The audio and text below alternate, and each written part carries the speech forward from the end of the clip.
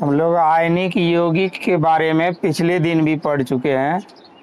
जब धातु और धातु से भी क्रिया करके कोई पदार्थ का गठन करता है, निर्माण करता है, तो वैसे यौगिक को हम लोग कहते हैं आयनिक यौगिक।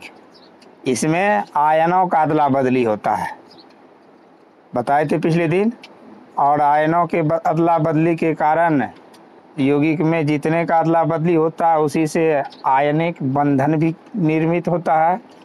ये हम लोग पिछले दिन पढ़े थे। तो यह प्रश्न है, आयनिक यौगिक किसे कहते हैं, इसकी क्या विशेषताएं हैं।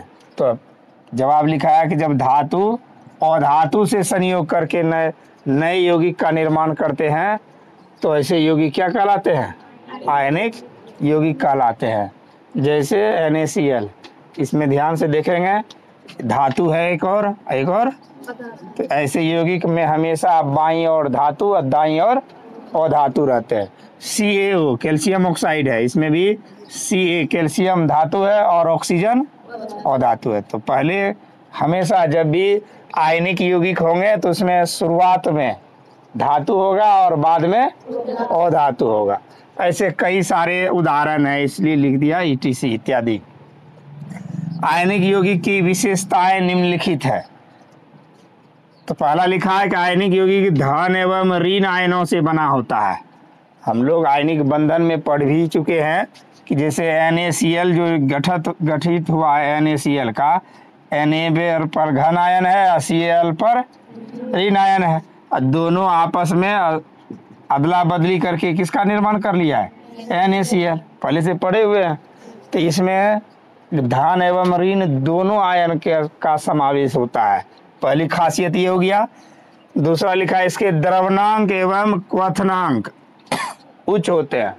द्रवणांक जिसको हम लोग गलन कहते हैं, इसको गलाना या इसको उबालना, खौलाना, इसके लिए बहुत उच्च ताप की ज़रूरत होती है। टेम्परेचर, नॉर्मल टेम्परेचर में यह कभी द्रव की अवस्था में परिणत नहीं हो सकता है। इसलिए लिखे हैं कि इसके द्रवणांक एवं क्वथनांक क्या होते हैं, उच्च होते हैं। ये जल में प्रायः विलय है। विलय का मतलब घुलना, घुल जाना। जैसे चीनी जल में विलय है, घुल जाता है। तो जितने भी आयनिक यौगिक है, अधिकांश आयनिक यौगिक जल में घुल जाते हैं, किंतु ये बेंजीन, एसीटोन, CO2 इत्यादि जैसे जो कार्बनिक यौगिक होते हैं इसमें नहीं घुलते हैं। अविलय का मतलब इसमें संभव नहीं है इसका घुलना। किसमें नहीं है घुलना संभव, बेंजीन में, एसीटोन में, CO2 में, यानी ये कार्बनिक यौगिक जो आएंगे उसमें हम चाहेंगे आयनिक यौगिक को घुला दे तो ये संभव नहीं है। उसके बाद लिखा है ये जलीय विलयन की अवस्था में विद्युत के सुचालक होते हैं। अगर आयनिक यौगिक को अगर हम जल में जलीय अवस्था में बदल देते हैं, क्वथनांक ये द्रवणांक के टेम्परेचर पर इसको पिघला देते हैं, तो ऐसी अवस्था में यह विद्युत का चालन करने लगता है, विद्युत का यह सुचालक हो जाता है। आसानी से हम लोग जानते हैं NaCl में जलीय विलयन में अगर विद्युत प्रवाहित करेंगे तो ये विद्युत हमें क्या करेगा, झटका महसूस कराएगा। तो इस तरह से जितने भी आयनिक यौगिक हैं उनकी ये विशेषताएं हैं। अब आगे पढ़ते हैं। तो हम लोग आयनिक यौगिक के प्रकार में दूसरा एक प्रकार सहसंयोजक यौगिक भी है।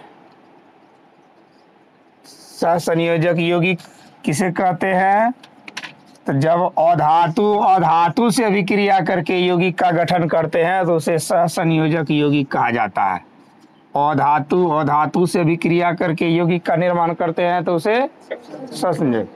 और जब धातु से अभिक्रिया करके यौगिक का निर्माण करते हैं तो उसे आयनिक यौगिक कहते हैं। किंतु धातु से अभिक्रियाएं नहीं करती है। पहले भी हम लोग पढ़ चुके हैं, धातु से अभिक्रिया नहीं, धातु से अभिक्रिया करके आयनिक यौगिक बनाते हैं और धातु से अभिक्रिया करके सहसंयोजक यौगिक का गठन करते हैं। जैसे H2O, अब H2O में हाइड्रोजन भी अधातु है, ऑक्सीजन भी अधातु है, दोनों संयोग करके जो निर्माण किया यौगिक का, ऐसे यौगिक ही हमारा क्या कहलाएगा, सहसंयोजक।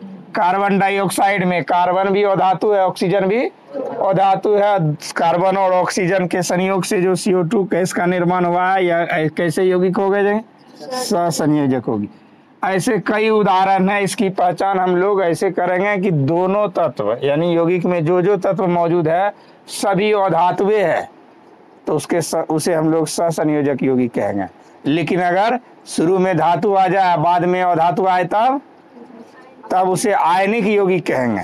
लेकिन सभी तत्व जो है धातु ही हो जाए, अधातु ही हो जाए, तब सहसंयोजक यौगिक। धातु अधातु की पहचान करना जानते ही हो। धातु अधातु की पहचान करने के आसान तरीके हैं।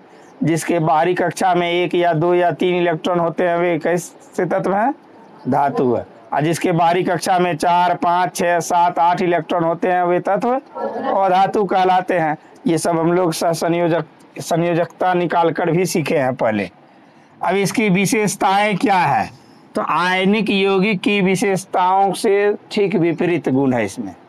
हम लोग आयनिक यौगिक में पढ़े थे कि ये धन या ऋण आयनों से मिलकर बने होते हैं, लेकिन सहसंयोजक यौगिक उदासीन अणुओं से बने होते हैं। उदासीन अणु उसे कहा जाता है जिसके बाह्यतम कक्षा में 8 इलेक्ट्रॉन मौजूद हो, जिसके बाह्यतम कक्षा में 8 इलेक्ट्रॉन। उदाहरण के तौर पर मैंने पिछले दिन बताया भी था कि अगर क्लोरीन Cl2 क्लोरीन अणु का निर्माण होता है, क्लोरीन अणु का निर्माण, तो ऐसी स्थिति में ये जो क्लोरीन है इसके बाहरी कक्षा में 7 इलेक्ट्रॉन पाया जाता है। हम लोग पढ़े हैं ना, 2, 8, 7 इलेक्ट्रॉन पाए जाते हैं।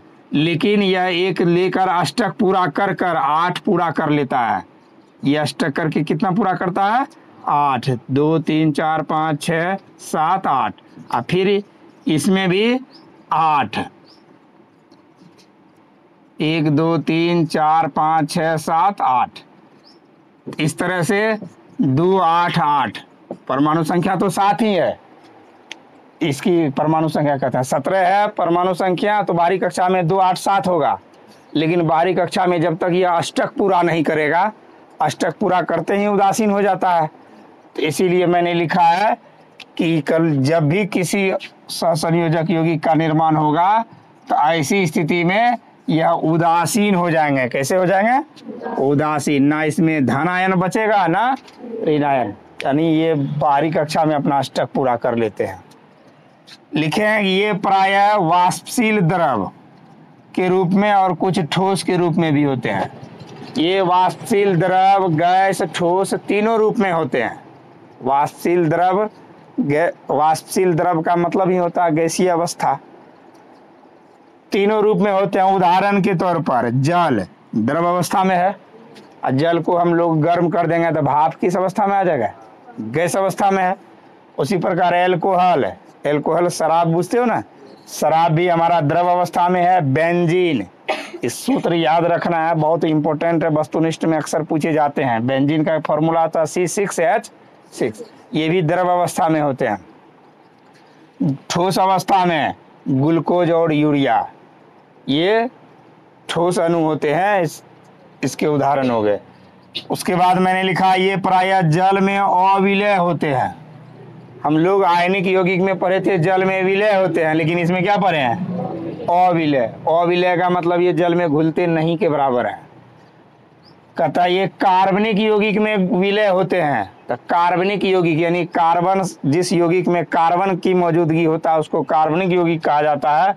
और कार्बनिक यौगिक में ये आसानी से क्या हो जाते हैं, घुल जाते हैं। लेकिन इसके विपरीत आयनिक यौगिक में हम लोग पढ़े थे कि जल में घुलता है, कार्बनिक यौगिक में नहीं घुलता है। ठीक इसके विपरीत इसमें गुण आ गए कि ये जल में नहीं घुलते हैं और कार्बनिक यौगिक में घुल जाते हैं। इससे पहले हम लोग आयनिक यौगिक में पढ़े थे विद्युत का सुचालक होते हैं वे, लेकिन इसमें पढ़े हैं ये विद्युत के कुचालक होते हैं। तो एक दूसरे के विपरीत गुण रखते हैं, एक याद करोगे दूसरा याद हो जाएगा। और इसी पर एक प्रश्न तुम लोगों को जवाब खुद से देना है कि आयनिक यौगिक और सहसंयोजक यौगिक में अंतर स्पष्ट करें। आसानी से एक पक्ष में आयनिक यौगिक का गुण डालेंगे, दूसरे पक्ष में सहसंयोजक यौगिक का गुण रख देंगे और दोनों के आमने सामने दोनों की विशेषताओं को वर्णन कर देंगे। जैसे धातु धातु में हम लोग अंतर लिख देते हैं भौतिक गुणों का, ये अंतर हो जाएगा। इस तरह से यह जवाब खुद से देना है कि आयनिक यौगिक और सहसंयोजक यौगिक में अंतर लिखें। ये खुद से करना है अपने से।